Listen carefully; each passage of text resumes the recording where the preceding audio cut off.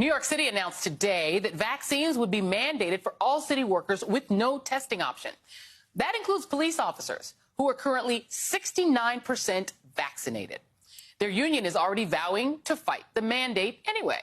It's a pattern that we've seen across the country with police unions and officers coming out against mandates. Seattle's police union called the mandate a public safety crisis, as if vaccines aren't for the public's safety. The city's police and firefighters, who were fired for noncompliance, made a very dramatic exit, marching to City Hall to turn in their boots.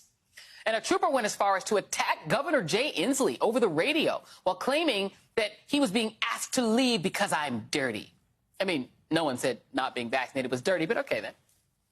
Then there's the Los Angeles County Sheriff, who said he won't enforce the city's mandate, though there's still a 2-month grace period for employees to get their shots.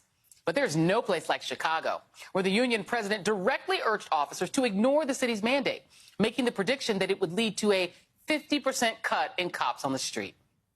He also threatened that officers could lock in a pension and walk away today. That kind of rhetoric led to a judge's order that he stop making public comments about the city's vaccine policy. Of course, Republicans are taking advantage of the situation in Chicago, with Indiana Senator Mike Braun trying to recruit Chicago officers to Indiana, saying, "You deserve respect. Bring the COVID here." And none other than Jim Jordan mentioned the Chicago police in a tweet, along with Kyrie Irving and parents at school board meetings saying freedom is contagious. You know what's actually contagious? The coronavirus. COVID-19 has caused 64% of all police officer deaths so far this year, more than quadruple the number who died from gun violence. But go off, assistant coach. Make your political point.